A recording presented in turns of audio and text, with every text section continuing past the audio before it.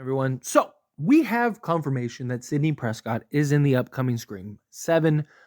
Gale Weathers, she is rumored to be returning. It's kind of just speculation, so take it with a grain of salt. But I do fully expect Gale to reprise her role, or Courtney Cox to reprise her role as Gale Weathers.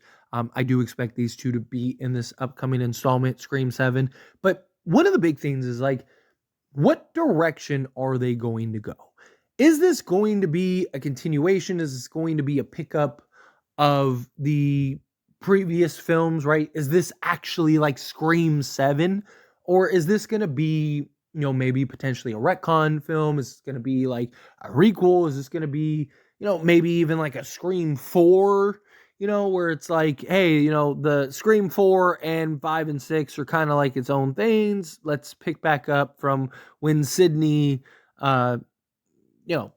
took out Roman and see how that goes, right? Like, there's a lot that the Scream brains can do and many directions in which they could go and kind of develop these characters. So one of the things that I want to talk about in this video, and of course, I want to hear your thoughts and opinions down in the comments below, is Dewey Riley, right? So Dewey ended up meeting his demise finally, right? It's like every movie, he's meeting his maker and ultimately ends up returning and surviving.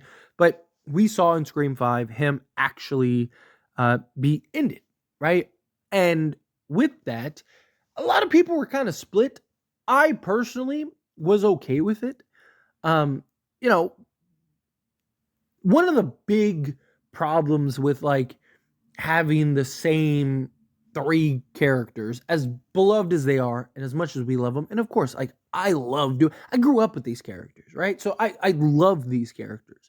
But when you start getting 4, 5, 6, 7 films in, and the same three characters are always surviving, there's no real stakes, right? There's no real compromised position, right? Like when you see Gale being attacked, you know she's going to survive. Sidney being attacked, you know she is going to survive. Dewey gets stabbed brutally, right? It's like, okay, well, in the end, he's going to give the thumbs up. He's going to be on the stretcher, right? Like, you don't have this anxiety. You don't have this angst of like, oh no, is Dewey about to die? Because it's like, we've seen this several times already, and he keeps surviving. But when you get this new regime, and it's like, what are they going to do? And then Dewey's in this compromised position, and then you have that scene, which all of us felt the same way. As soon as those elevator doors closed, we all just went, oh no. That is something that Scream hasn't had since the original, right? Because it's just like, I mean, maybe Scream 2, I guess you could argue Scream 2, like when Dewey is in the university classroom or whatever, and he gets stabbed in front of Gale, like that was an emotional scene. So correction, let's say Scream 2. But beyond that, it's like, he's going to survive. And so for them to kill him in Scream 5, like I was for it. I was game. It was like, you're never going to kill Sidney because it's Sidney. So it's between Dewey and Gale. And I just think Gale, you can do more with. Like, you don't really need a reason for Gale to be in the films, right? Like, she is a reporter. She wants to solve this. She wants to write the books. Like, her character is self-explanatory as to why she's there. Where Dewey, it was getting to the point where you really had to make a reason for him. You really had to kind of figure out, like, okay, why is he getting involved at this point? And so I didn't mind that. Now, though, you are in this position to where, do you kind of just retcon that stuff? Say like, hey, that was kind of its own thing. Here's a continuation film. Maybe it's after Scream 4, right? Maybe this is like a new Scream 5 type thing. And you have Gale, Dewey, and Sidney, and you're kind of finishing their story, finishing their arc. Maybe Dewey and Gale are together still. And, you kind of change the things that audiences were kind of split on and kind of course correct that.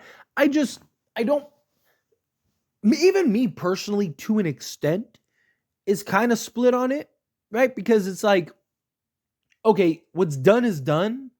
Finish it and move on. But the guy that understands the marketing and business and studio side of it is like, it makes a lot of sense to bring Dewey back.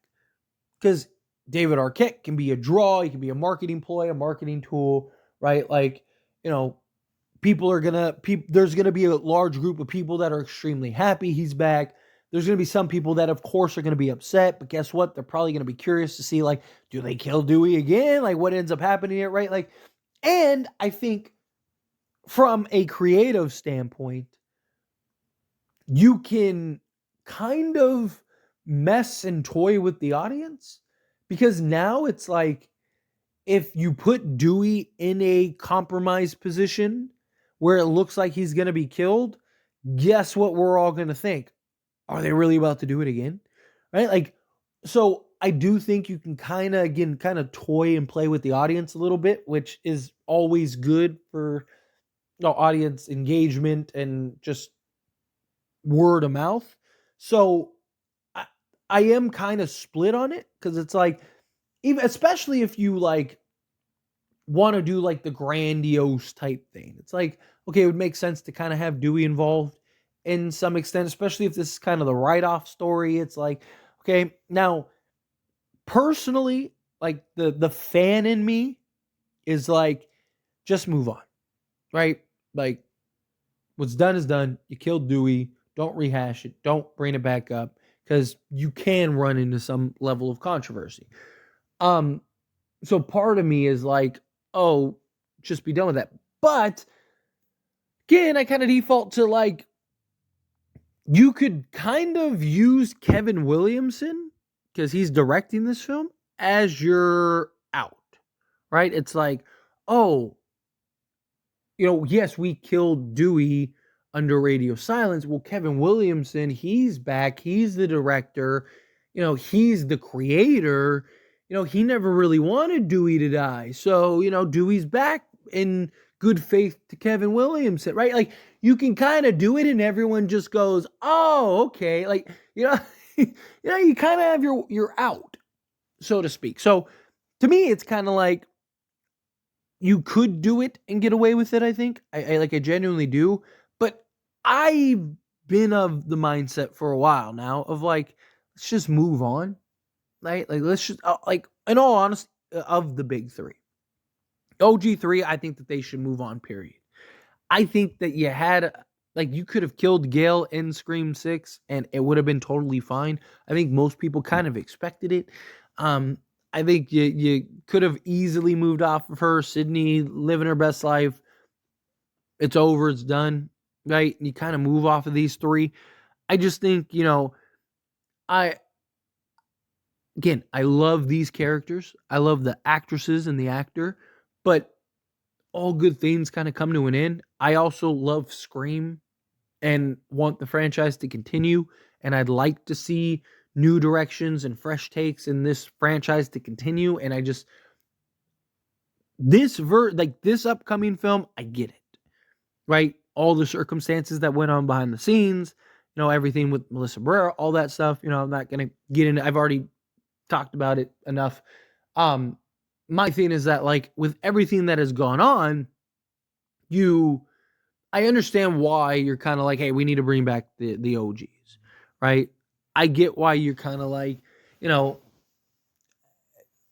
the safe bet.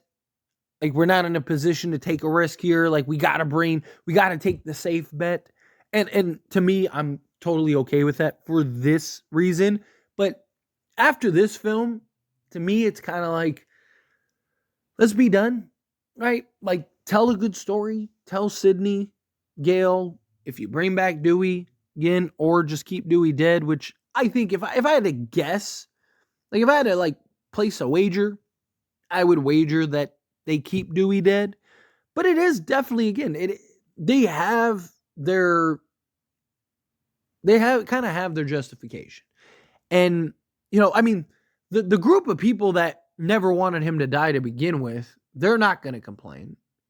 They're all going to be fine with it. And then the people that are kind of bothered by it, it's like, why did you even do that, Ben? I think you kind of have, like, you could kind of use, like I mentioned earlier, Kevin Williamson. It's like, well, Kevin never wanted it. He didn't like it, and we wanted to, and it's like, oh, okay, like this is so you have the radio silence version, and now you have the Wes and Kevin version, and here you go. Like, that's kind of how I look at it. Like, again, that could be your kind of escape clause, so to speak. But I don't know. I just think ultimately, if you're gonna bring Dewey back, fine. I'm okay with it if that's the approach you want to go, because I get it. I understand why you'd want to do that.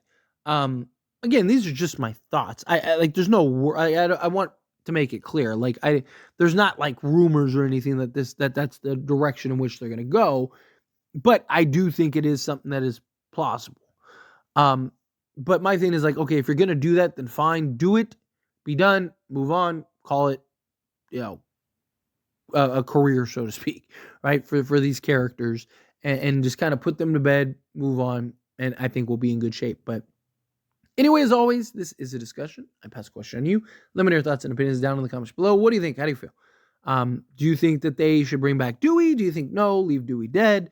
Let him kind of just, it is what it is, be done. Again, whatever your thoughts are, I'd love to hear it. So let me know down in the comments below. That being said, if you haven't liked this video, hit that like button. Helps me a lot. Especially enjoy these types of videos, and I truly appreciate it. Not subscribe to the channel, hit that subscribe button. Turn on the bell notifications. Appreciate y'all. See you in the next one. Thank you.